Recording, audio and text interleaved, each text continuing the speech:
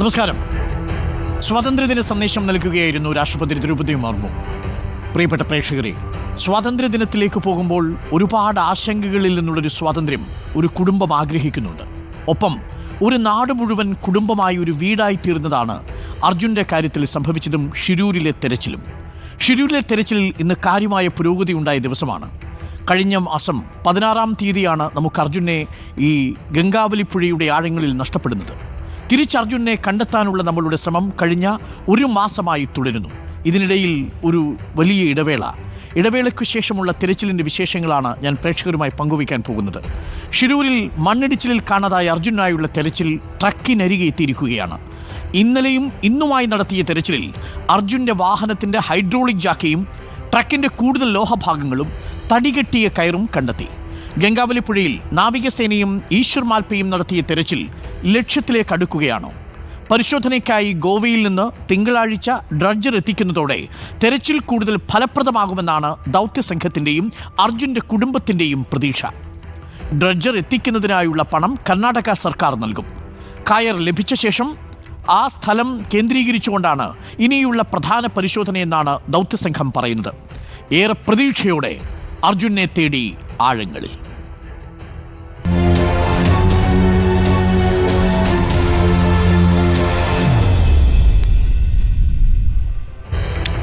പ്രിയപ്പെട്ടവരെ, ഗംഗാവലിപ്പുഴയുടെ ആഴങ്ങളിലേക്ക് അമർന്നുപോയ നമ്മുടെ പ്രിയപ്പെട്ട അർജുനു വേണ്ടിയുള്ള തെരച്ചിൽ അനിശ്ചിതത്വങ്ങളോടെയാണ് ഇന്ന് തുടങ്ങിയത്. രാവിലെ 8:10 കൂടിയായിരുന്നു ഈശ്വർ മാൽപ്പെ എത്തി പുഴയിലിറങ്ങി തെരച്ചിൽ നടത്തുന്നത്. ഈശ്വർ മാൽപ്പയെ തുടക്കത്തിൽ ജില്ലാ ഭരണകൂടം അനുവദിച്ചില്ല ആ സമയത്തിറങ്ങാൻ. കാലാവസ്ഥ അനുകൂലമായിട്ടും ജില്ലാ കളക്ടർ എത്തിയ ശേഷം മാത്രം പുഴയിലിറങ്ങിയാൽ മതിയെന്നാണ് മാൽപ്പയ്ക്ക് ലഭിച്ച നിർദ്ദേശം. 10 മണിക്ക് മാത്രമേ തെരച്ചിലിന് അനുവദിക്കൂ എന്ന് SP അറിയിച്ചു. ദൃശ്യങ്ങൾ ചിത്രീകരിക്കുന്നതിൽ നിന്ന് റിപ്പോർട്ടർ സംഘം അടക്കമുള്ള മാധ്യമങ്ങളെ പോലീസ് ആദ്യം തടയുകയും ചെയ്തു. 8:10 കൂടിയാണ് ഇന്നത്തെ സംഭവ പരമ്പര തുടങ്ങുന്നത്. 8 മണിയോടുകൂടി റിപ്പോർട്ടറടക്കമുള്ള എല്ലാ മാധ്യമങ്ങളും ഈ വാർത്ത ചിത്രീകരിക്കുന്നതിനു വേണ്ടി ഷിരൂരിലെ അപകടം നടന്ന സ്ഥലത്തേക്ക് എത്തുന്നു. ഞങ്ങളുടെ വാർത്താ സംഘത്തിൽപ്പെട്ട AK അഭിലാഷ്, രഞ്ജിത്ത്, അർജുൻ കല്യാട്, രഞ്ജിത്ത് മന്നിപ്പാടി, ലിമേഷ് തുടങ്ങിയവരും ഈ സംഘാംഗങ്ങളിൽ ഉണ്ടായിരുന്നു. 8 മണിവരെയും അവിടെ മറ്റു പോലീസ് ഉദ്യോഗസ്ഥർ, SI റാങ്കിലുള്ള ഉദ്യോഗസ്ഥരല്ലാതെ ആരും എത്തിയിരുന്നില്ല. എന്നാൽ നാവികസേനയുടെ സ്കൂബ ഡൈവേഴ്സ് എത്തുമോ ഇല്ലയോ എന്ന വിവരത്തിൽ നേരത്തെ തന്നെ നമ്മളോട് സംസാരിച്ച സതീഷ് കൃഷ്ണസേൽ ഒരു ഉത്തരം നൽകി. ഇന്ന് നാവികസേനയുടെ സ്കൂബ ഡൈവിംഗ് ടീം എത്തും. നമ്മൾ ഡിഫൻസ് PROയുമായും സംസാരിച്ചു. 8:10 കൂടി നമ്മൾ കാത്തിരുന്ന ഈശ്വർ മാൽപ്പെ സ്ഥലത്തേക്ക് എത്തുന്നു.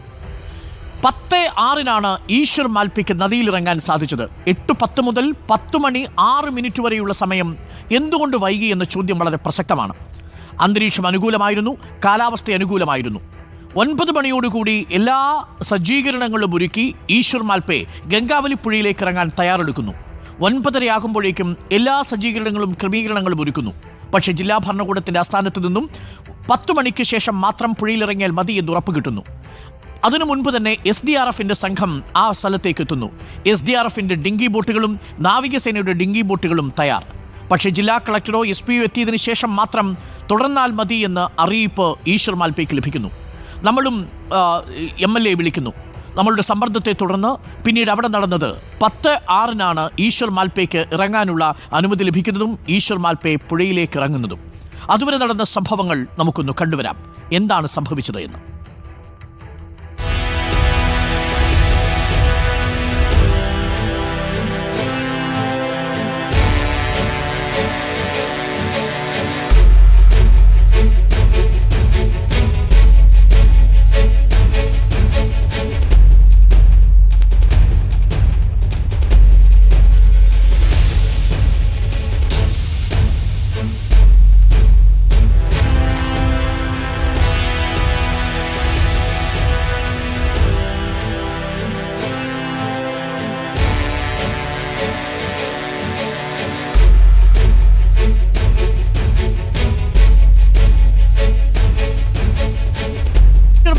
അതിനുശേഷം ഡൈവിങ്ങിന് വേണ്ടി തയ്യാറെടുക്കുന്നു, സജ്ജീകരണങ്ങൾ ഒരുക്കുന്നു, ഓക്സിജൻ സിലിണ്ടറുമായി കാത്തിരിക്കുന്നു. 8:10 ഈശ്വർ മാൽപ്പയ്ക്ക് 10 മണിവരെയും പുഴയിലിറങ്ങുന്നതിനുള്ള അനുമതി നേരത്തെ ലഭിച്ചിട്ടുണ്ടെങ്കിലും ഇപ്പോൾ പുഴയിലിറങ്ങേണ്ടതില്ല, പകരം കാത്തിരിക്കാൻ വേണ്ടിയുള്ള ഫോൺ കോൾ. കളക്ടർ അങ്കോളയിൽ എത്തിയിട്ടുണ്ടെന്നും അല്പസമയത്തിനകം സ്ഥലത്തേക്ക് എത്തുമെന്നും ഈശ്വർ മാൽപ്പയ്ക്ക് ഫോൺ കോൾ. ഈശ്വർ മാൽപേ പുഴയിലിറങ്ങാൻ വേണ്ടി കാത്തിരിക്കുന്നു. 25 മിനിറ്റ് നേരം പുഴയുടെ ഓരത്തിരുന്ന ഈശ്വർ മാൽപേ അതിനുശേഷം പുഴയിലിറങ്ങുന്നതിന് തൊട്ടു മുമ്പ് പോലീസിലെ ഉന്നത ഉദ്യോഗസ്ഥരുടെ സംഘം എത്തുന്നു. ദൃശ്യങ്ങൾ ചിത്രീകരിക്കരുതെന്നും സ്ഥലത്തു നിന്നും മാറണമെന്നും മാധ്യമപ്രവർത്തകരോട് പറയുന്നു. റിപ്പോർട്ടർ അടക്കമുള്ള മാധ്യമ സ്ഥാപനങ്ങളോട് ഈ സ്ഥലത്ത് ഇപ്പോൾ ചിത്രീകരിക്കാൻ നിങ്ങൾക്ക് അനുവാദമില്ലെന്നും ഇവിടെ നിന്ന് മാറി ബാരിക്കേഡ് വെച്ചിരിക്കുന്ന സ്ഥലത്തേക്ക് മാറണമെന്നും പറയുന്നു. 144 മറ്റൊരു തരത്തിലുള്ള നിയന്ത്രണമോ ആ സ്ഥലത്തില്ല എന്നിരിക്കെ പൊതുഗതാഗതം അവിടെ അനുവദിച്ചിട്ടുണ്ടെന്നിരിക്കെ ഉന്നത ഉദ്യോഗസ്ഥന്റെ നിലപാട് തർക്കത്തിനിടയാക്കുന്നു.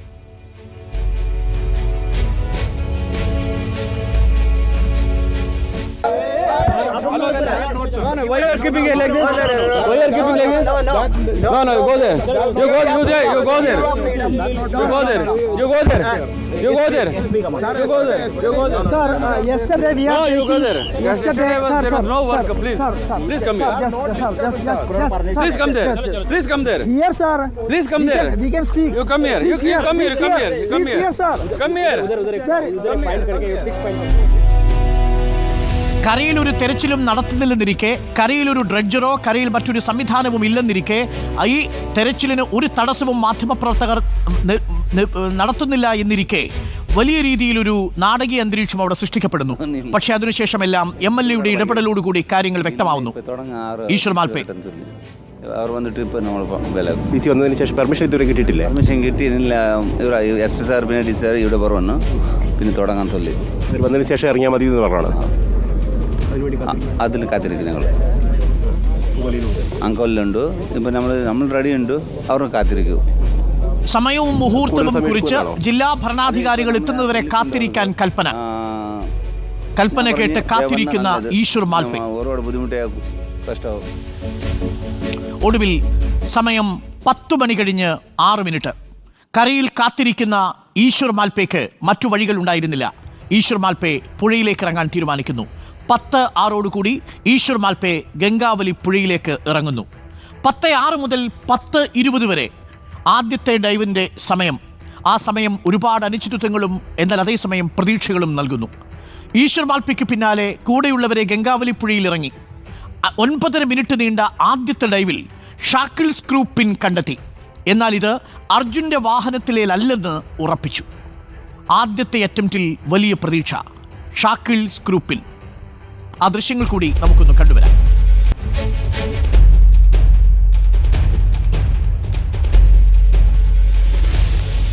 സമയം 10:06. പ്രാർത്ഥിച്ച് ഈശ്വർ മാൽപേ ഗംഗാവലി പുഴയുടെ ആഴങ്ങളിലേക്ക് പതിവ് പോലെ ഡൈവിങ്ങിനുള്ള എല്ലാ സജ്ജീകരണങ്ങളും ഒരുക്കി ആദ്യത്തെ ഡൈവ്.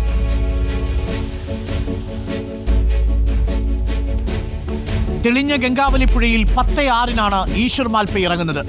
9.5 മിനിറ്റ് നീണ്ട ആ ദൗത്യം. ഒരുപാട് പ്രതീക്ഷകൾ. ലക്ഷ്മൺ നായിക്കിന്റെ കടയുടെ പുറകുവശത്ത് ജാക്കി കണ്ടെത്തിയ അതേ സ്ഥലത്ത് കൈ ഉയർത്തി ഈശ്വർ മാൽപേ ഉയരുമ്പോൾ വലിയ പ്രതീക്ഷകൾ. ചുവന്ന ഒരു ലോഹ കഷണം. ഒടുവിലത് ഷാക്കിൾ സ്ക്രൂ പിന്നാണെന്ന് തിരിച്ചറിഞ്ഞു. ഈശ്വർ മാൽപേയുടെ സംഘത്തിലുള്ള അംഗം മനാഫിന് ആ ഷാക്കിൾ സ്ക്രൂ പിൻ കൈമാറുന്നു. മനാഫ് അത് റിപ്പോർട്ടർ TV-യുടെ പ്രതിനിധി അർജുൻ കല്യാടിനും കൈമാറുന്നു. അന്വേഷണത്തിൽ അത് ഷാക്കിൾ സ്ക്രൂ പിന്നാണെന്ന് ബോധ്യമായി. പക്ഷേ അത് അർജുൻ്റെ വാഹനത്തിൻ്റെതല്ല എന്ന് നമ്മൾ അല്പസമയത്തിനകം തന്നെ ഉറപ്പിക്കുകയും ചെയ്തു. കാരണം ആ വാഹനത്തിൽ അങ്ങനെ ഒരു ഷാക്കിൾ സ്ക്രൂ പിൻ ഉപയോഗിച്ചുകൊണ്ട് ഭാരം വഹിക്കാനുള്ള ഒരു സംവിധാനം ആ വണ്ടിയുടെ ബമ്പറിൽ ഉണ്ടായിരുന്നില്ല. സമയം 10 മണി കഴിഞ്ഞ് 29 മിനിറ്റ്. വീണ്ടും ഡൈവ് ചെയ്യാൻ ആരംഭിക്കുന്നു. ഉച്ച വരെ 12ഓളം ഡൈവുകളാണ് ഈശ്വർ മാൽപേ നടത്തുന്നത്. 10:57 ആകുമ്പോഴേക്കും നേവി എത്തുന്നു. 12 ഡൈവുകൾ ഈശ്വർ മാൽപേ നടത്തുന്നു. ഇതിനിടയിൽ ലഭിച്ച അസ്ഥിയുടെ കഷണം മൃഗത്തിൻ്റെതാണെന്ന് ഉറപ്പിച്ചു. നേവിയുടെ തിരച്ചിലും സമാനമായ രീതിയിൽ നടക്കുന്നു. 20 മിനിറ്റ് നീണ്ട 2 വലിയ ഡൈവുകൾ നേവി നടത്തുന്നു. പലതവണ നടത്തിയ തെരച്ചിലിൽ വിവിധ ലോഹഭാഗങ്ങളാണ് നേവിയുടെ സ്കൂബ ഡൈവിംഗ് ഭാഗം കണ്ടെത്തിയത്. ചിലത് അർജുൻ ഓടിച്ചിരുന്ന ട്രക്കിലിരുന്ന് ഉറപ്പിച്ചു. ചിലത് ടാങ്കറിലേതാണെന്നും വ്യക്തമായി. ദൃശ്യങ്ങൾ കാണാം.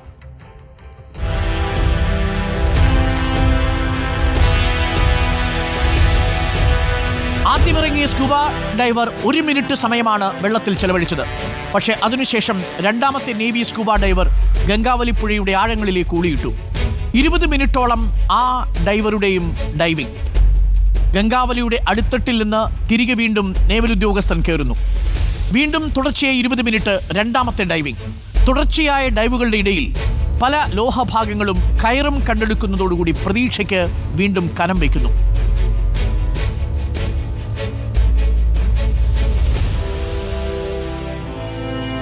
കണ്ടെത്തിയ കയറിന്റെ ഒരു ഭാഗം ലോറിയുടേതെന്ന് മനാഫ് ഉറപ്പിക്കുന്നു.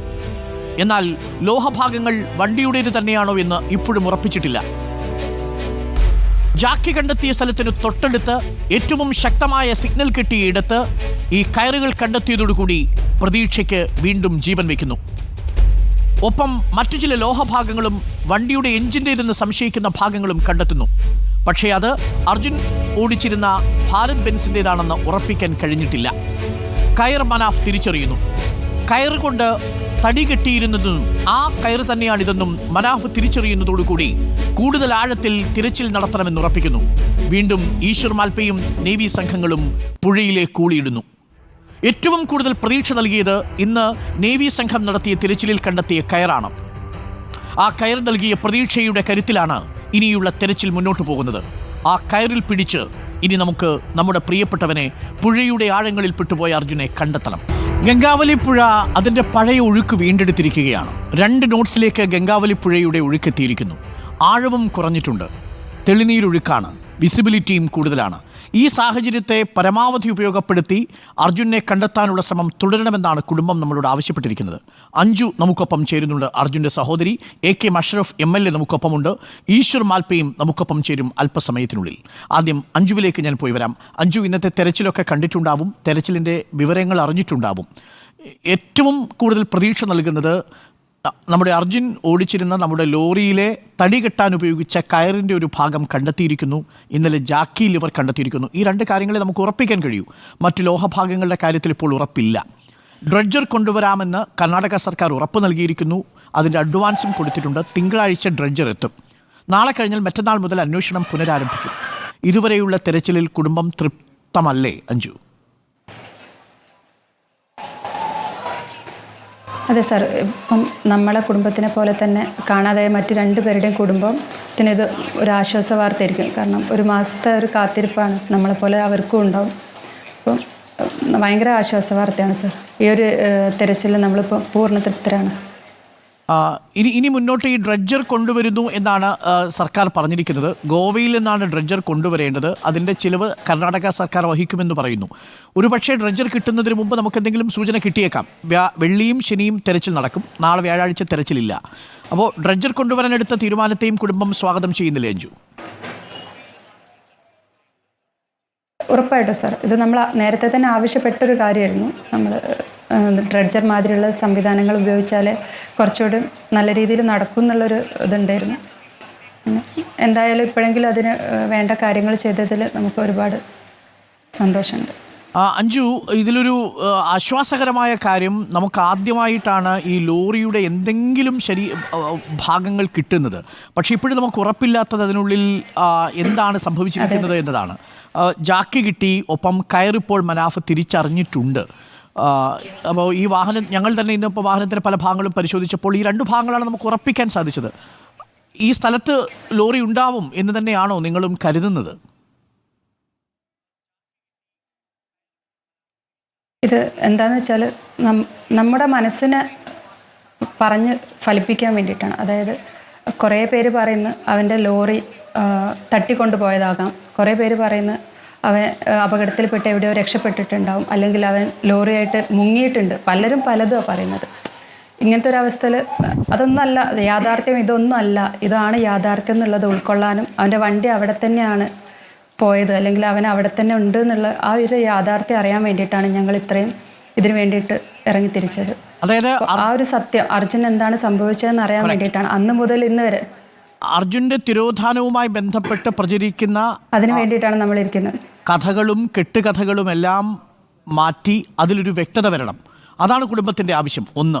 രണ്ടാമത്തത്, അമ്മ ചോദിച്ചതുപോലെ ഞങ്ങൾ ഇനി എന്ത് ചെയ്യണമെന്ന് ഉത്തരം കിട്ടണമെങ്കിൽ ഈ വണ്ടി കണ്ടെത്തിയാലേ മതിയാവൂ അർജുൻ അവിടെയുണ്ട് എന്നുള്ളത്. അതല്ലെങ്കിൽ അർജുൻ മിസ്സിംഗ് ആണ് എന്ന് മാത്രമായിരിക്കും നമ്മുടെ മുന്നിലുള്ളതല്ലേ? അതെ, അവനെന്ത് പറ്റിയെന്നുള്ളത് നമുക്കറിയാം. എന്നും ഇപ്പോഴും അച്ഛനും അമ്മയും ഒക്കെ രാത്രിയാകുമ്പോൾ ഒരു സമയം കഴിഞ്ഞ് എല്ലാവരും പോയി കഴിഞ്ഞാൽ ഇതാണ്, എന്താ ഞങ്ങളെ മോനെ പറ്റി, എൻ്റെ മോനെ എവിടെ പോയി, അച്ഛൻ കരഞ്ഞ് പറയുന്ന കേൾക്കണം, എൻ്റെ മോനെ ഈ എപ്പോഴാണ് വരിക, അച്ഛൻ കാത്തു വെക്കണം. ഇതന്നെയാണ് നമ്മൾ എന്നും കേൾക്കുന്നത്. അപ്പോൾ അതിനൊക്കെ ഒരു അവസാനം വേണം.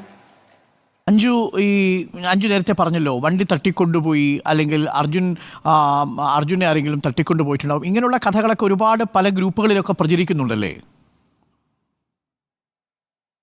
അതെ, ഒരുപാട് പേര് ഇപ്പം വരുന്ന ആളുകളാണെങ്കിലും പറയും, ഒരുപക്ഷെ അങ്ങനെ ആവണേ ഇങ്ങനെ ആവണേ, അവനൊന്നും സംഭവിക്കാതിരിക്കട്ടെ എന്നുള്ള നമ്മളെപ്പോലെ തന്നെ ആഗ്രഹിക്കുന്ന ഒരുപാട് മലയാളികളുണ്ട്. നമ്മളെ വിളിച്ചും അല്ലെങ്കിൽ ഇപ്പോൾ ഒരുപാട് അൺനോൺ മെസ്സേജസ് ഒക്കെ നമുക്ക് വരുന്നുണ്ട് അവൻ്റെ കാര്യങ്ങൾ അന്വേഷിച്ചിട്ട്. നമ്മളെക്കാട്ടും എല്ലാവരെക്കാട്ടും ആ ഒരു എഫേർട്ട് എടുത്തിട്ട് നമ്മളിൽ എന്താണ് വാർത്ത നിന്നത് മുതൽ അവർ ചോദിച്ചുകൊണ്ടിരിക്കുകയാണ്, ഇനി നമ്മൾ എന്താ ചെയ്യുക ചേച്ചി, ഇനി നമ്മൾ എന്താ ചെയ്യേണ്ടത്. അപ്പോൾ അവർക്കും എല്ലാവർക്കും അവന് വേണ്ടി കാത്തിരിക്കുന്ന എല്ലാവർക്കും ഇതിനൊരു ഉത്തരം കിട്ടണം.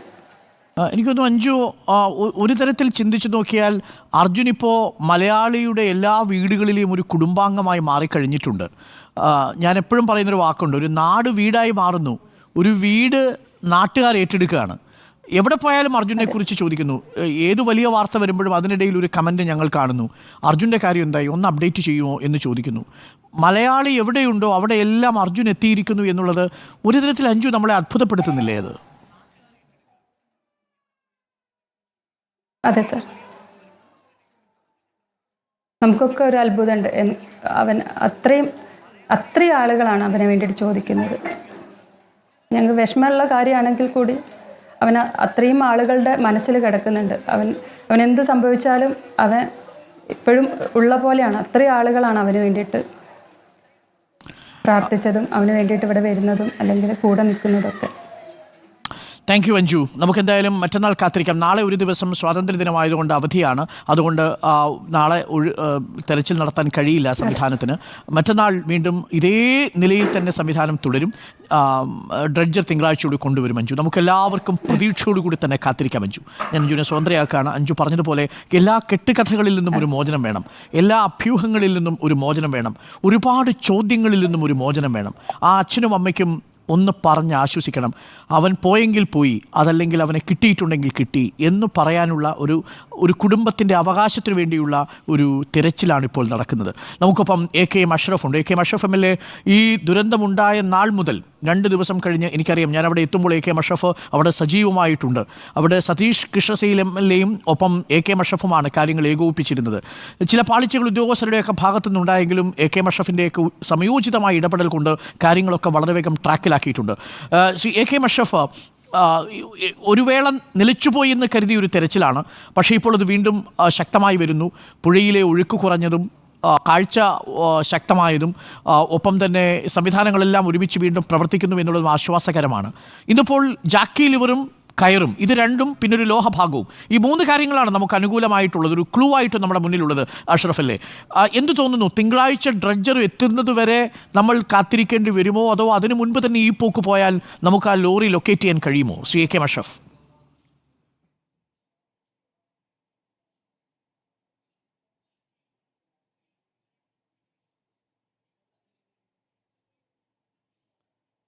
ശ്രീ അർജുൻ അല്ല ശ്രീ നമ്മുടെ അരുൺ, നമ്മളെ ഏറ്റവും പ്രധാനപ്പെട്ട ഒരു കാര്യം, നിങ്ങളൊക്കെ ലൈവായി ഈ ഇവിടുത്തെ പ്രതികൂല കാലാവസ്ഥയിൽ നിൽക്കുന്ന സമയത്തൊക്കെ ഞാൻ നിങ്ങളുടെ കൂടെയുണ്ട്.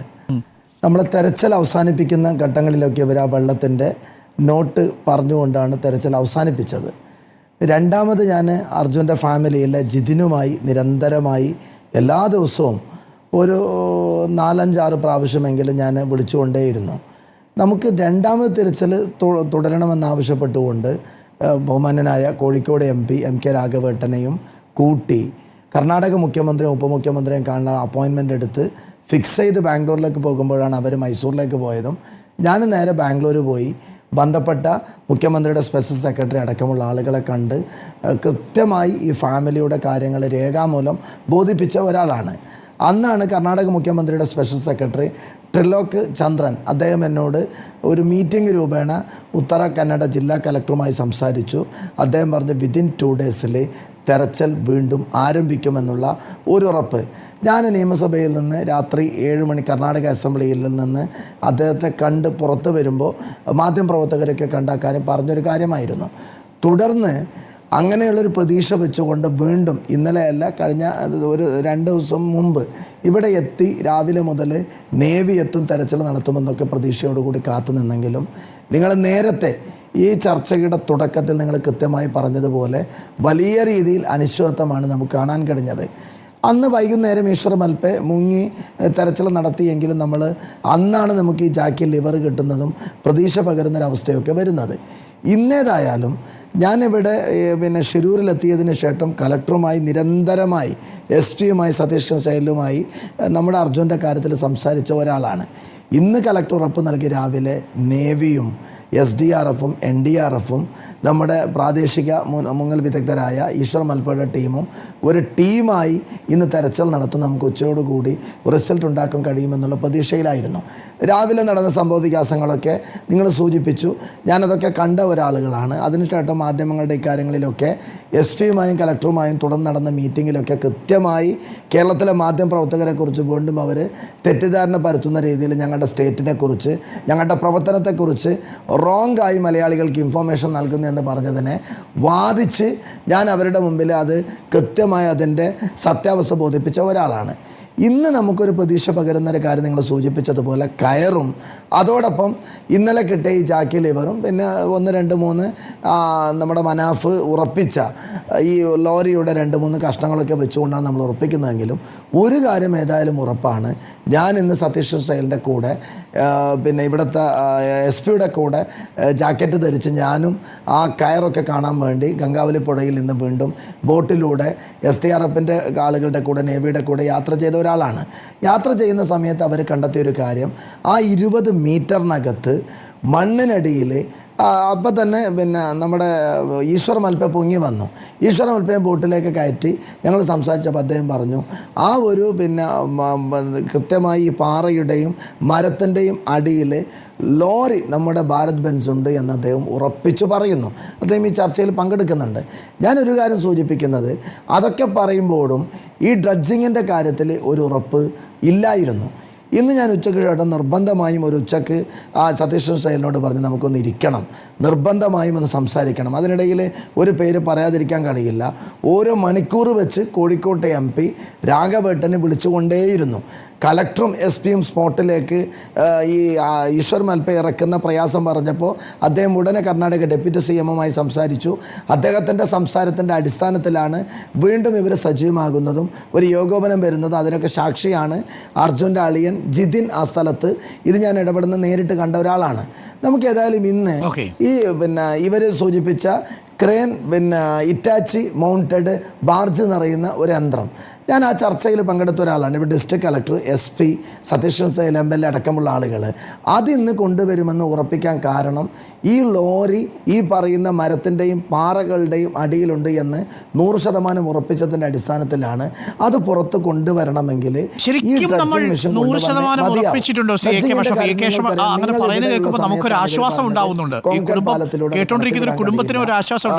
ഗംഗാവലി പുഴയുടെ 100% എന്ന് പറയുമ്പോൾ അതൊരു വലിയ ആശ്വാസമാണ്. അത് നമുക്ക് ഉറപ്പിക്കാൻ കഴിയുമല്ലോ ശ്രീ AK മഷറഫ്. എനിക്കൊന്നു ആ ലോറി ഈ കയറ് കണ്ടെത്തിയതും മാൽപ്പെ പറഞ്ഞതും ഒക്കെ ഉള്ളൊരു ആത്മവിശ്വാസമായിരിക്കും അല്ലേ?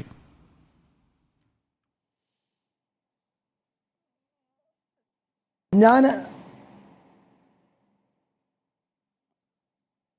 100%. ഞാനിപ്പോൾ നിങ്ങൾക്കറിയാം എല്ലാ ദിവസവും ഇപ്പം അർജുൻ നിങ്ങൾ പറഞ്ഞതുപോലെ ഇപ്പം എന്നോട് ഞാനൊരു മഞ്ചേശ്വരത്തെ MLA ആണ്. എന്നോട് അർജുൻ ആരെന്ന് ചോദിച്ചെങ്കിൽ എൻ്റെ അനുജനാണ് അർജുൻ. അത്രമാത്രം എൻ്റെ വീട്ടിൽ നിന്ന് പോലും എൻ്റെ വൈഫിൽ നിന്ന് വിളിച്ച് എന്നോട് ചോദിച്ചൊരു ചോദ്യം, നിങ്ങൾ എന്തെങ്കിലും കഴിച്ചോ, എന്താണ് അവിടുത്തെ അവസ്ഥ എന്നല്ല ചോദിച്ചത്, അർജുനെ കിട്ടിയോ തുമ്പ് കിട്ടിയോ എന്ന് ചോദിക്കുന്നത് എൻ്റെ വൈഫ് എന്നോട് വിളിച്ച് ചോദിക്കുന്നുണ്ട്. അത്രമാത്രം ഓരോ ആളുകളുടെയും അർജുന്റെ വിഷയത്തിൽ നമ്മളൊക്കെ സങ്കല്പിക്കുന്ന നമ്മുടെയൊക്കെ വീടിന്റെ ഭാഗമായി കഴിഞ്ഞു. വളരെ സന്തോഷമുണ്ട് AK മഷറഫ്, താങ്കൾ ഇടപെട്ടുകൊണ്ട് വളരെ കൃത്യമായ ഡ്രഡ്ജർ മെഷീൻ അവിടെ എത്തിക്കാനുള്ള ഒരു ശ്രമം താങ്കൾ നടത്തി. അത് വളരെ നന്ദിയുള്ളൊരു കാര്യമാണ്. മാത്രവുമല്ല AK അഷ്റഫ് പറഞ്ഞതുപോലെ 100% ആത്മവിശ്വാസമുണ്ട് എന്ന് പറയുമ്പോൾ നമുക്ക് വലിയ പ്രതീക്ഷകൾ വീണ്ടും ജനിക്കുകയാണ്. ആ പ്രതീക്ഷയ്ക്ക് കനം വയ്ക്കുകയാണ്. Thank you Shri AK Ashraf. എനിക്ക് സമയപരിമിതി ഉള്ളതുകൊണ്ടാണ് നമ്മൾ മറ്റന്നാൾ നമുക്ക് കൂടുതൽ സംസാരിക്കാം ഇതിനെക്കുറിച്ച്. താങ്കൾ അവിടെ തുടരുന്നുണ്ടെന്നാണ് ഞാൻ മനസ്സിലാക്കുന്നത്. ഈ ഡ്രഡ്ജർ വരുമ്പോൾ താങ്കളുടെ സാന്നിധ്യം അവിടെ ഉണ്ടാവണം തീർച്ചയായിട്ടും. കാരണം ഞങ്ങളൊക്കെ വളരെ പ്രതീക്ഷയോടുകൂടി AK അഷ്റഫ് അവിടെ ഉണ്ട്, ഇനി കാര്യങ്ങളൊക്കെ ശരിയാവും എന്ന് പറയുന്ന ഒരു ഘട്ടത്തിലേക്ക് എത്തിയിട്ടുണ്ട് അവിടുത്തെ അങ്ങയുടെ ഇടപെടലുകൾ. എല്ലാ ഉദ്യോഗസ്ഥരെയും അങ്ങേക്ക് നേരിട്ടറിയാം. എല്ലാ MLA മാരും ഇപ്പോൾ ഡെപ്യൂട്ടി CM കൊണ്ട് തന്നെ കാര്യങ്ങൾ വിളിച്ച് താങ്കളടക്കമുള്ളവർ സമ്മതിപ്പിക്കുന്നു എന്നുള്ളത് വളരെ പ്രധാനപ്പെട്ട കാര്യമാണ്. Thank you AK Ashraf. നമുക്കൊപ്പം ജിതിൻ കൂടി ചേരുന്നുണ്ട്. ജിതിൻ, ഇപ്പോൾ AK അഷ്റഫ് പറഞ്ഞത് തന്നെയാണോ ജിതിനും തോന്നുന്നത്? 100% സാധ്യതയുണ്ടോ നമ്മുടെ അർജുൻ ഇപ്പോൾ ഈ കയർ കണ്ടെടുത്ത സ്ഥലത്തുണ്ടാവാൻ?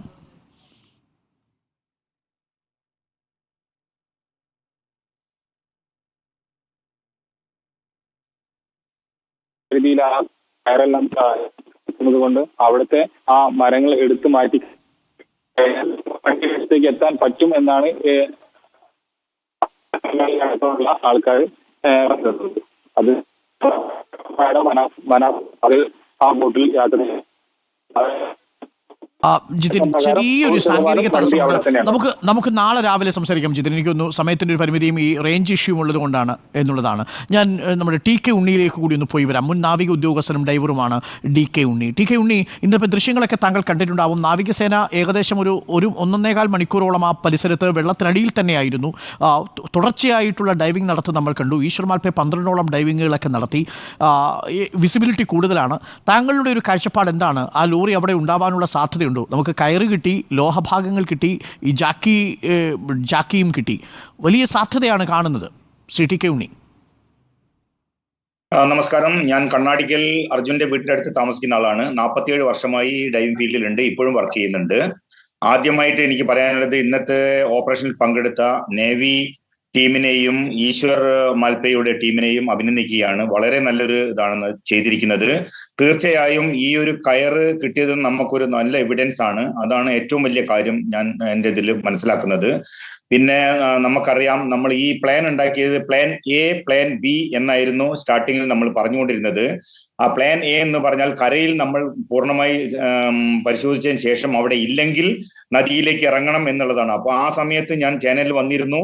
ഞാൻ പറഞ്ഞ 3 കാര്യങ്ങളാണ് ഞാൻ അന്ന് പറഞ്ഞത്.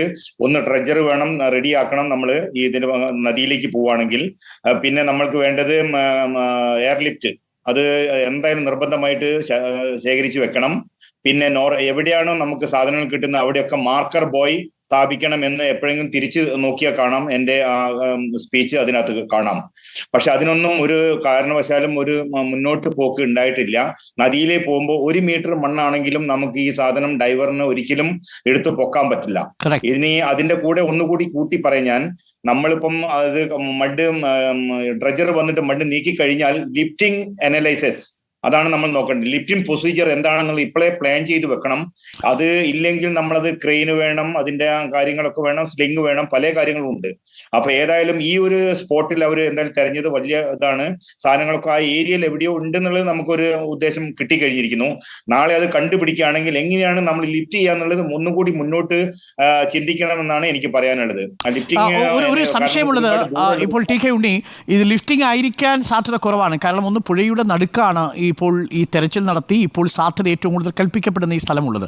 അതുകൊണ്ട് അവിടെ നിന്ന് അത് ലിഫ്റ്റ് ചെയ്യണമെങ്കിൽ അത് കരയിൽ ഉറപ്പിച്ചൊരു ക്രെയിൻ സംവിധാനം ആവണം. അതിനുള്ള സാധ്യത കുറവാണ്. ഞാൻ മനസ്സിലാക്കുന്നത് നിലവിൽ അതിൽ അർജുൻ ഉണ്ടോ എന്നുള്ളതാണ് പരിശോധന. ലോറി ലിഫ്റ്റ് ചെയ്യാനുള്ള സാധ്യത ഒരുപക്ഷെ അവർ ഉപേക്ഷിച്ചേക്കാം എന്നാണ്. കാരണം അതിനുള്ള സാധ്യത, ഈ ഡ്രഡ്ജർ വന്നാലും അതിൽ താങ്ങാനുള്ള ശേഷി ആ ഡ്രഡ്ജറിന് ഉണ്ടോ നമുക്കറിയില്ല. ഒരു ക്രെയിനൊക്കെ അതിനുള്ളിൽ വെച്ചെടുക്കാൻ കഴിയുമോ? അത് നമ്പർ 1. നമ്പർ 2, അതിനുള്ളിലെ എഞ്ചിൻ ക്യാബിനിൽ ചെളിയുണ്ടെങ്കിൽ അത് അടിച്ചു കളയാനുള്ള സംവിധാനം ഉണ്ടാകുമല്ലോ അല്ലേ? കാര്യം ആ ഡൈവർക്ക് അതിനുള്ളിൽ പോയി അത് പരിശോധിക്കണം. അപ്പോൾ ലിഫ്റ്റ് ചെയ്യാതെ പരിശോധിക്കാൻ കഴിയുമോ ഈ തെളിഞ്ഞ വെള്ളത്തിൽ എന്നതാണ് മുൻപിലുള്ള ചോദ്യം, ചെളി അടിഞ്ഞു കൂടിയിട്ടുണ്ടെങ്കിൽ പോലും. അതുകൊണ്ടാണ് ഞാൻ പറഞ്ഞത്, ഡ്രഡ്ജർ കൊണ്ട് അത്രയും കറക്റ്റായിട്ട് നമുക്കത് നീക്കം ചെയ്യാൻ പറ്റില്ല. അതുകൊണ്ട് എന്തായാലും ഒരു എയർലിഫ്റ്റ് റെഡിയാക്കി വെക്കണം. ആ ഭാഗം മാത്രം ക്ലീൻ ചെയ്തിട്ട് നോക്കാനുള്ള ഒരു സംവിധാനം. ഡ്രഡ്ജർ കൊണ്ട് ചെയ്യുമ്പോൾ കംപ്ലീറ്റ് ഡ്രഡ്ജർ അത് ഇടിച്ചു പൊളിച്ച് പോകുന്ന ഒരു സംഭവമാണ്, എല്ലാവർക്കും അറിയാം. അതുകൊണ്ട് എന്തായാലും ഒരു എയർലിഫ്റ്റ് 1-2 എയർലിഫ്റ്റ് റെഡിയാക്കി വെച്ചാൽ ആ ഏരിയ ഡൈവർ പോയി കഴിഞ്ഞാൽ ആ ക്ലിയർ ചെയ്തിട്ട് നമുക്ക് വേണമെങ്കിൽ അതിനകത്ത് ഇൻസ്പെക്ഷൻ ചെയ്യാം. ഇനി പൊക്കുന്ന കാര്യം ക്രെയിൻ ഇല്ലെങ്കിലും മറ്റൊരു നമ്മളെ എയർ ബാഗ് വെച്ചിട്ട് പൊക്കുന്ന ഒരു സംവിധാനം ഉണ്ട്. പക്ഷേ അതിന് മഡ് ലിഫ്റ്റ് ചെയ്ത് ക്ലിയർ ആക്കിയതിന് ശേഷം മാത്രമേ നമ്മൾക്ക് അതിന്റെ ട്രക്കിന്റെ കപ്പാസിറ്റി എത്രയാന്ന് നോക്കിയിട്ട് അതിനനുസരിച്ച് 10 ടൺ ബാഗ് ഉണ്ട്, എയർ ബാഗ് ഉണ്ട്, 5 ടൺ ഉണ്ട്. അത് എത്ര ടൺ അതിന് വരുന്ന വെച്ചാൽ അത് സംഘടിപ്പിച്ചിട്ട് അതിൽ എയർ നിറച്ചു കഴിഞ്ഞാൽ ഓട്ടോമാറ്റിക്കലി അത് സർഫേസിലേക്ക് പൊങ്ങി വരും. അതിന് നമ്മൾ ടോ ചെയ്താൽ മതി. പിന്നെ അത് വെച്ചിട്ട് ഇതിപ്പോൾ ഒരു സംശയം കൂടി, ഈ ട്രക്കിന്റെ എഞ്ചിൻ ഭാഗം കണ്ടെത്താൻ അണ്ടർ വാട്ടർ ടോർച്ച് ഉപയോഗിച്ചാൽ മതി. ഇപ്പോൾ കാര്യങ്ങളൊക്കെ വിസിബിൾ ആയിട്ട് കാണാം, ഈ പുഴയുടെ അടിത്തട്ട് വരെ കാണാൻ പറ്റും, അതായത് മണ്ണുള്ള ഭാഗം വരെ വളരെ കൃത്യമായി കാണാമെന്നാണ് എല്ലാ ഡൈവേഴ്സും പറയുന്നത്. അതൊരു അനുകൂല ഘടകമാണല്ലേ? തീർച്ചയായിട്ടും. പക്ഷെ നമ്മളെ ആ മഡ്, അതിന്റെ മുകളിലുള്ള മഡ് എങ്ങനെയെങ്കിലും നീക്കിയാൽ മാത്രമല്ലേ നമുക്ക് കാണാൻ പറ്റുള്ളൂ. അപ്പൊ ഏറ്റവും ഈസി ആയിട്ടുള്ളത് ട്രെജർ വെച്ചിട്ട് മഡ് നീക്കി കഴിഞ്ഞതിന് ശേഷം ക്ലിയർ വിസിബിലിറ്റി വേണമെങ്കിൽ നമ്മൾ ഈ എയർ ലിഫ്റ്റ് കൊണ്ട് നമുക്ക് ഏത് ഭാഗമാണോ ക്ലിയർ ചെയ്യേണ്ടത് ആ ഭാഗം ക്ലിയർ ചെയ്തിട്ട് ഡൈവറിന് പോയിട്ട് കറക്റ്റായിട്ട് ഇൻസ്പെക്ട് ചെയ്യാൻ പറ്റും. ഓക്കെ, അപ്പോൾ താങ്കളുടെ ഒരു ആത്മവിശ്വാസം ഒരുപക്ഷെ ഡ്രഡ്ജർ വരുന്നതിന് മുൻപ് പോലും വേണമെങ്കിൽ ഈ 2 ദിവസം, വെള്ളി ശനി ദിവസങ്ങളിൽ നടക്കുന്ന, ഞായർ 3 ദിവസങ്ങളിൽ നടക്കുന്ന തെരച്ചിലിൽ ഒരു പക്ഷേ നമുക്ക് ലോറി ലൊക്കേറ്റ് ചെയ്യാൻ പറ്റുമെന്നൊരു ആത്മവിശ്വാസം താങ്കൾക്കുണ്ടോ? നമ്മൾ കയറ് കിട്ടി, ഈ ജാക്കി ലൊക്കേറ്റ് ചെയ്യാൻ പറ്റും. തീർച്ചയായിട്ടും ഞാൻ ആദ്യം മുതലേ പറഞ്ഞിരിക്കുന്നത് വളരെ സിമ്പിൾ ആയിട്ട് ഓപ്പറേഷൻ ആണ്. നമ്മൾക്ക് ഷോറിൽ വെച്ചിട്ട് അത് കരക്കി വെച്ചിട്ട് 2 കംപ്രസർ, LP കംപ്രസർ, ഞാൻ എപ്പോഴും പറയുന്നുണ്ട് 750 CMP കംപ്രസർ, CFM കംപ്രസർ വെച്ചിട്ട് നമുക്ക് ഡൈവ് ചെയ്യാതെ തന്നെ മുകളിൽ നിന്ന് പോയത് ഡെങ്കിയിൽ വെച്ചിട്ട് നമുക്ക് ഇറക്കി കൊടുത്തു കഴിഞ്ഞാൽ ആ ഏരിയ നമുക്ക് ക്ലിയർ ചെയ്യാനേ ഉള്ളൂ. എത്രയോ തവണ ഞാൻ ഈ ഒരു ചർച്ചയിൽ ഇപ്പൊ പറഞ്ഞിട്ടുണ്ട്. അത് ഇതുവരെ ആരും വിലക്കെടുത്തിട്ടില്ല. അത് എന്റെ എക്സ്പീരിയൻസ് വെച്ച് ഞങ്ങളൊക്കെ ഞാൻ അന്നും പറഞ്ഞു 11-12 ഷിപ്പ് ഞങ്ങൾ ദുബായിൽ ഞങ്ങൾ പൊക്കിയിട്ടുണ്ട് ഈ എയർ വെച്ചിട്ട്. പക്ഷേ അതിലൊക്കെ ഇപ്പൊ കാർവാറിലെ നേവി സംഘം മികച്ചതാണ്. പക്ഷേ നമ്മുടെ വിശാഖപട്ടണത്തൊക്കെയുള്ള അല്ലെങ്കിൽ കൊച്ചിയിലൊക്കെയുള്ള നേവൽ ബേസ്മെന്റിലൊക്കെയുള്ള വളരെ പ്രഗത്ഭരായിട്ടുള്ള നേവി ഉദ്യോഗസ്ഥർ അവിടെ എത്തിയിരുന്നെങ്കിൽ എന്ന് ഇന്ന് രാവിലെ മിനിസ്റ്ററും ഞങ്ങളുമായിട്ട് ഒരു പ്രതീക്ഷ പങ്കുവച്ചിരുന്നു. പക്ഷേ ഇപ്പോൾ പരിമിതമായ നേവി ഉദ്യോഗസ്ഥരാണ് എത്തുന്നത്. അവർ മികച്ച രീതിയിൽ പ്രവർത്തിക്കുന്നുണ്ട്. എനിക്ക് തോന്നുന്നു ഈ ഡ്രഡ്ജർ എത്തുന്നതോടുകൂടി അത്തരത്തിലുള്ള സംവിധാനങ്ങളിലേക്ക് കടക്കണം. ഇതൊരു ചലഞ്ചായിട്ട് നമ്മൾ ഏറ്റെടുക്കണം, അല്ലേ ടി കെ ഉണ്ണി? കാര്യം ഇതൊരു കുടുംബത്തിന്റെ മാത്രം വിഷയമല്ല. ഇതിപ്പോൾ നേവിയുടെ, നമ്മളുടെ രക്ഷാദൗത്യത്തിന്റെ, NDRFന്റെ ഒക്കെ മുന്നിലുള്ള പരിഹരിക്കപ്പെടാൻ പറ്റാത്ത തരം പ്രതിസന്ധികൾ നിറഞ്ഞിരിക്കുന്ന ഒരു പസിലാണ്. ഇപ്പോൾ ഒരു നിമിഷം, thank you Shri T K Unni. നമുക്കിപ്പോൾ ഈശ്വർ മാൽപ്പേ കൂടി ചേരുന്നുണ്ട്. Eshwar Malpe, very good evening. എനിക്കറിയാം ഈശ്വർ മാൽപ്പേ ഒരുപാട് ടയേർഡാണ് എന്നെനിക്കറിയാം. എങ്കിലും 1-2 കാര്യങ്ങൾ ഇത് കാത്തിരിക്കുന്ന പ്രേക്ഷകർക്ക് വേണ്ടി, കുടുംബത്തിന് വേണ്ടി 2-3 ചോദ്യങ്ങൾ മാത്രം ചോദിച്ച് ഞാൻ അങ്ങേ സ്വന്തമാക്കാം. തീർച്ചയായും അങ്ങ് ക്ഷീണിതനാണെന്ന് എനിക്കറിയാം. Shri Eshwar Malpe, very good evening Eshwar Malpe. എങ്ങനെയുണ്ടായിരുന്നു ഇന്നത്തെ 12ഓളം ഡൈവുകൾ? ഞങ്ങളെല്ലാം ലൈവായി കാണുന്നുണ്ടായിരുന്നു. എന്താണൊരു feeling Eshwar Malpe? Thank you. Sir ഇന്ന് നമുക്കെല്ലാവർക്കും തിരിഞ്ഞങ്ങനെ ഒരു ആ ബെൻസ് വണ്ടിൻ്റെ ഒരു ജാക്ക് കിട്ടി. നമുക്ക് ആദ്യമേ ഒരു ജാക്ക് കിട്ടി, ഒരു അടയാള. ഹലോ, കേൾക്കാം. പിന്നെ ഇന്ന് ഞങ്ങൾ കാലിലെ 8 മണിക്ക് ഞങ്ങൾ വെള്ളത്തിലിറങ്ങി. പിന്നെ നമ്മൾ ഇന്ന് കാലിലെ ഒരു 9 മണിലേ ഉള്ളൂ ഞങ്ങൾ ഒരാൾ ഡൈ ആക്കി. ആ സമയത്തിൽ നമുക്ക് ആ വണ്ടിൻ്റെ ഒരു കമ്പിൻ്റെ കഷ്ണം കിട്ടി, അത് മേലെ കൊടുത്തു, റെഡ് കളറിൻ്റെ. അതിപ്പോൾ ഈ വണ്ടിനെ അല്ല വേറെ വണ്ടിനെ നോക്കുന്നു. അതല്ലാതെ മധ്യാഹ്നം പിന്നെ നമ്മളെ ടീമിൻ്റെ പിന്നെ 2 പേര് ഡൈയർ വന്നു. പിന്നെ 3 പേര് കീഴെ പോയ സമയത്തിൽ നമുക്ക് 4 റോപ്പ് കിട്ടി. അത് റോപ്പ് വലിച്ചു നോക്കിയ എല്ലാ വെള്ളത്തിൽ അടിയിലുണ്ട്. അത് ഞാൻ ആ ബെൻസ് വണ്ടിൻ്റെ തടി കഷ്ണം കട്ട് ചെയ്ത് റോപ്പ്. പിന്നെ നമുക്ക് അത് ആ വണ്ടിൻ്റെ റോപ്പ അല്ല വേറെ റോപ്പ നോക്കാനായിട്ട് ആ വണ്ടിൻ്റെ മുതലാളിനെ കൂട്ടി ആ വെള്ളത്തിൽ നടത്താൻ. പിന്നെ SP സാറ് പിന്നെ എല്ലാവരും വന്ന് അവിടെ നോക്കി ആ റോപ്പ് ചിലപ്പോൾ കണ്ടിപ്പായി ഇത് നമ്മളെ വണ്ടി ഇത് എന്ന് ചൊല്ലി അവർ മേലെ കൊടുത്തു. അപ്പോൾ ഞങ്ങൾ എന്നാക്കി ആ 4 റോപ്പും അവിടെ കീഴെ പോയിട്ട് ടൈറ്റാക്കി കട്ടിയിട്ടിട്ട് പിന്നെ മേലെ ഒരു ബൊമ്പ് എടുത്ത് ഒരു പ്ലോട്ട് ഇപ്പോൾ അത് എടുക്കാനായിട്ട് അവിടെ അതിൻ്റെ മേലെ നാളെല്ലാം 16 ഡേറ്റിലെ ഫുള്ള് ആ മണ്ണെല്ലാം എടുത്തിട്ട് ആ വണ്ടിനെ നോക്കുന്ന ഒരു കാര്യനാക്കുന്നതാണ്. ഓക്കെ, അതായത് ഈശ്വർ മാൽപ്പെ നമുക്ക് ആ കയറ് കിട്ടിയ സ്ഥലവും വളരെ കോൺഫിഡൻറ്റോട് കൂടി ഈശ്വർ മാൽപ്പെ പറയുന്നുണ്ടോ അവിടെ പോസിബിലിറ്റി ഹൈ ആണ്, 100% പോസിബിലിറ്റി ഉണ്ടോ ട്രക്ക് അവിടെ ഉണ്ട് എന്നുള്ളതിന്?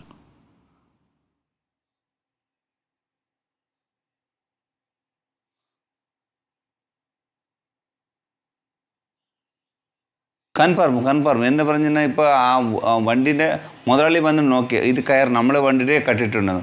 ഒരു കയർ കിട്ടിയില്ല നമുക്ക്, 4 കയർ കിട്ടി. അതിന് 4 കയർ പറഞ്ഞാൽ മേലത്ത് അതിനുള്ള ഒരുപാട് മരമെല്ലാം പോയിട്ടുണ്ട്. പിന്നെ അതിന് മേലെ ഫുള്ളും മണ്ണ് കല്ലും എല്ലാം ഉണ്ട്. ആ കല്ല് മണ്ണ് മാറ്റിയാൽ മാത്രം ഇത് നമ്മളെ വണ്ടി എടുക്കണം.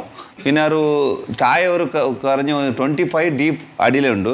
പിന്നെ റോഡിൽ നിന്ന് പിന്നെ മണ്ണ് എറിഞ്ഞല്ലേ അവിടുന്ന് പിന്നെ ഒരു 50 ഫീറ്റ് മുന്നടിയുണ്ട്. അതായത് ഈശ്വർ മാൽപ്പെ റോഡിൽ നിന്ന് ഒരു 100 ഫീറ്റ് ദൂരെ അല്ലേ, അതോ 100 മീറ്റർ ദൂരെയാണോ റോഡിൽ നിന്ന്? ഹലോ,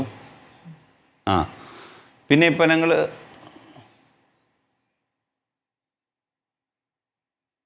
ദൂരം റോഡിൽ നിന്ന് മണ്ണ് ഇടുന്ന സൈഡിൽ 100 ഫീറ്റ് ദൂരത്തിലുണ്ടത്. 100 മീറ്റർ. പിന്നെ അത് കീഴെ ഒരു 25 അടി 30 അടി കീഴെ ഉണ്ട്. അതിനെ പിന്നെ ഫുള്ള് വണ്ടി മണ്ണ് പിന്നെ കല്ല് ഫുള്ള് മേലെ ഉണ്ട്. നമുക്ക് എടുക്കാനാവില്ല. ഈശ്വർ മാൽപ്പെ കൺഫേം ചെയ്യുന്നു അവിടെ ആ ലോറി ഉണ്ടാവും, കാരണം അല്ലാതെ ടയർ മാത്രം അവിടെ നിന്ന് കിട്ടില്ല. മാത്രമല്ല കുറച്ച് ഈ മരക്കഷ്ണങ്ങളും തടിക്കഷ്ണങ്ങളും അവിടെ ഉണ്ടാവും അല്ലേ, കുറച്ചൊക്കെ ഒഴുകിപ്പോയി, കുറച്ച് തടിക്കഷ്ണങ്ങളും മണ്ണും ലോറിയും അവിടെ ഉണ്ടാവും എന്നുള്ളത് ഒരു 100% കൺഫർമേഷൻ ഈശ്വർ മാൽപ്പെ പറയുന്നുണ്ടോ ഈ ഘട്ടത്തിൽ? ഉണ്ട്, കണ്ടിപ്പായി.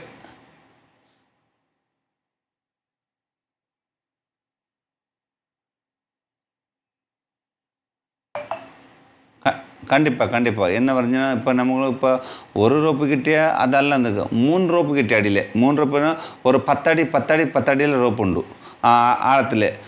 പണ്ട് ഒരു 10 അടിയിൽ ഒരു റോപ്പ്, 10 അടിയിൽ പിന്നൊരു റോപ്പ്, 10 അടിയിൽ പിന്നൊരു റോപ്പ്. ആ 3 റോപ്പിനൊക്കെ ഒരു സൈസ് കട്ടായി അല്ല. ആ സമയത്തിൽ ഇപ്പോൾ തടി കഷ്ണം கீழே இருக்குது, வண்டி அடியில் இருக்குது.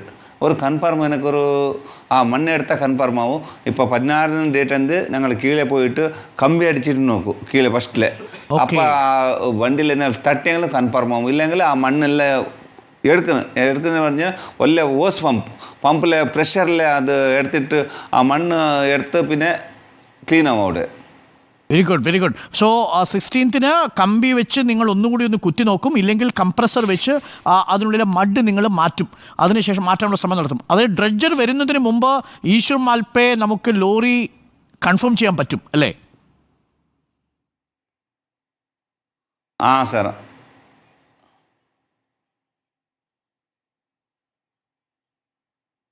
கண்டிப்பாக ഡ്രഡ്ജർ മണ്ണ് മുന്നാടി നമ്മൾ എല്ലാം ആ പ്രഷർ പമ്പിൽ മണ്ണ് എടുത്താൽ കൺഫേം ആവും. എന്ന് പറഞ്ഞാൽ എൻ്റെ കൂട്ടത്തിൽ ഇരിക്കുന്ന ഇപ്പോൾ 2 പേര് എൻ്റെ ഫ്രണ്ട് നല്ല ഡയർ, അവർ എല്ലാം തേടിക്കൊണ്ട് നമ്മൾ നാളെ ഇപ്പോൾ 16 ഫസ്റ്റ് ഒരു കമ്പി അടിച്ചിട്ട് ഫുള്ള് മണ്ണെടുക്കാൻ നോക്കും. അതിന് ഒരു ഒരു അടിയിൽ വണ്ടി ഉണ്ട് കൺഫേം ആണ്. എന്ന് പറഞ്ഞാൽ 3 കയറുണ്ട്.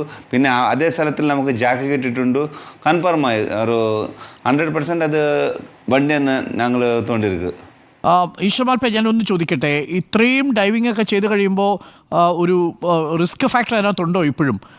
നമ്മൾ അന്നുള്ളത് പോലെയുള്ള ഒഴുക്ക് സ്പീഡില്ല, നോട്ട്സ് 2 നോട്ട്സ് ആണ്.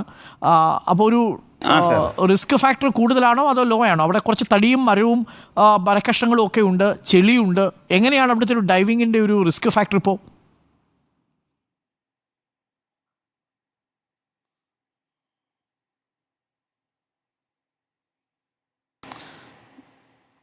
ಇಲ್ಲ ಸರ್, ಕೀழே നേരത്തെ ഒത്തിരി കറണ്ട് വെളി ഒത്തിരി ഇരുന്ന് ഇപ്പോൾ പുതിയ ആൾക്ക് സഹ പോയിട്ട് ഡൈ ചെയ്യുക പറവില്ല. എന്ന് പറഞ്ഞാൽ അടിയുള്ള മഡ് ക്ലീൻ ആയിട്ടുണ്ട്, മഡില്ല. പിന്നെ കല്ലുണ്ട്, പാറയുണ്ട്, പിന്നെ മരക്കഷ്ണമുണ്ട്, വലിയ ആളുന്ന മരമെല്ലാം ഉണ്ട്. പോയിട്ട് ഞങ്ങൾ ഉള്ളിൽ പോയിട്ട് വെള്ളത്തിലുള്ളിൽ പോയിട്ട് ക്ലീൻ ആയിട്ട് നോക്കുക. എന്ന് പറഞ്ഞാൽ നമ്മൾ അണ്ടർവേർഡ് ടോർച്ചുണ്ട്. ആ ടോർച്ചിൽ 2 ഫീറ്റ് ക്ലിയർ ആയിട്ട് കാണും, ഒന്നും പ്രശ്നമില്ല. അതിന് ഞങ്ങൾ ഇന്ന് 2 നല്ല ഞങ്ങൾ തേടിച്ച് ഈ ലോറിയുടേതെന്ന് സംശയിക്കാവുന്ന എന്തെങ്കിലും ഈ അണ്ടർ വാട്ടർ ടോർച്ച് ഉപയോഗിച്ച് ഒന്ന് കാണാൻ പറ്റും, ഒരു സൂചന എന്തെങ്കിലും കണ്ടായിരുന്നോ ഈശ്വർ മാൽപ്പെ? എന്തെങ്കിലും സൂചന?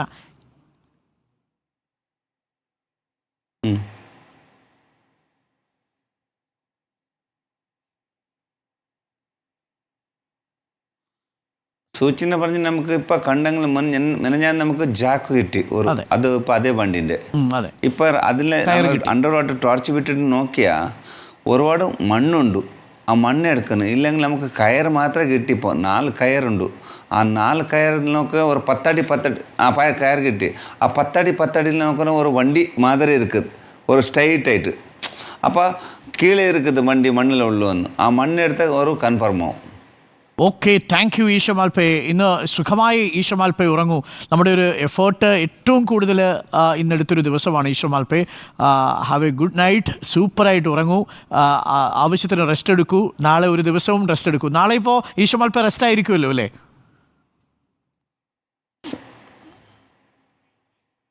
ഇതാവട്ടെ,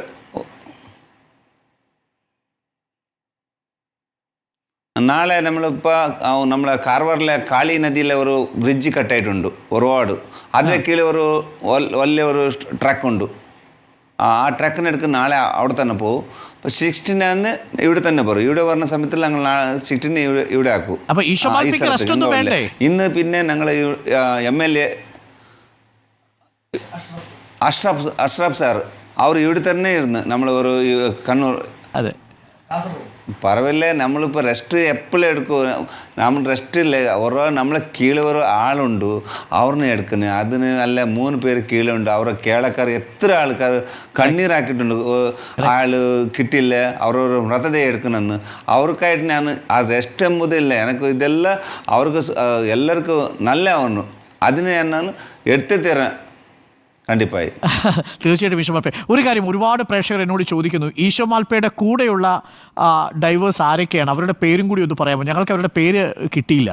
ഞങ്ങളതുകൊണ്ട് ഈശ്വർ മാൽപ്പയുടെ ഫ്രണ്ട് കോ ഡൈവർ എന്നൊക്കെയാണ് പറഞ്ഞിരുന്നത്. അവരുടെ പേരൊന്ന് പറയാമോ ഈശ്വർ മാൽപ്പെ? കേരളക്കാർക്ക് അതുകൂടി ഒന്ന് അറിയണം ഈശ്വർ മാൽപ്പയെ പോലെ.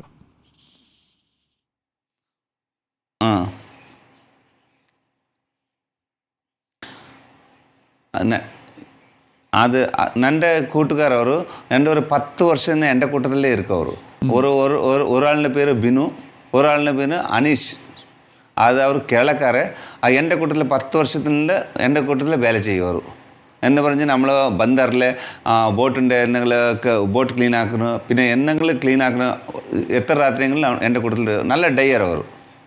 Very good. ഈശ്വർ മാൽപ്പെ, നമുക്ക് ഒരു ദിവസം ഈ അനീഷിനെയും ബിനുവിനെയും ഒക്കെ ആയിട്ട് നമ്മളൊരു മോർണിംഗ് ഷോ ഉണ്ട് രാവിലെ. കുറേ അധികം ആളുകൾ കാണുന്നതാണ്.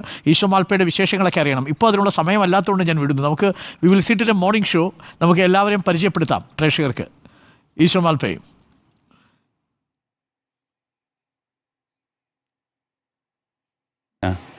thank you Easwar Malpe. So really it's amazing Easwar Malpe. Really you are an aquaman. ഞങ്ങളൊക്കെ അത്ഭുതപ്പെടുന്നത് ഈ ഒരു ദൗത്യം കഴിഞ്ഞ് നാളെ വീണ്ടും അടുത്ത സ്ഥലത്തേക്ക് പോവാണ്, ബ്രിഡ്ജ് കിടക്കുന്ന സ്ഥലത്ത് വണ്ടി എടുക്കാൻ വേണ്ടിയിട്ട്. സോ റെസ്റ്റ് ഇല്ല. ഒരുപാട് പേര് ഇങ്ങനെ കാത്തിരിക്കുമ്പോൾ എങ്ങനെ റെസ്റ്റ് എടുക്കുമെന്ന ചോദ്യം ഞങ്ങളുടെയൊക്കെ കാതുകളിൽ മുഴങ്ങുന്നുണ്ട്. All the best Eshwar Malpe and very good night. സുഖമായി നാളെ കാർവാറിൽ പോയി താങ്കളുടെ അടുത്ത എഫേർട്ടും ഫലം കാണട്ടെ. Thanks a lot Eshwar Malpe. തീർച്ചയായിട്ടും ഈശ്വർ മാൽപ്പയുമായിട്ട് സംസാരിക്കുമ്പോൾ ഒരു ദുരന്തമുഖത്താണെങ്കിൽ പോലും നമുക്കൊരു പോസിറ്റീവ് എനർജി കിട്ടുന്നത് ആ മനുഷ്യൻ എത്രമാത്രം എഫേർട്ട് എടുത്തു എന്നുള്ളത് ഞങ്ങളൊക്കെ തത്സമയം കണ്ടുകൊണ്ടിരിക്കുകയായിരുന്നു.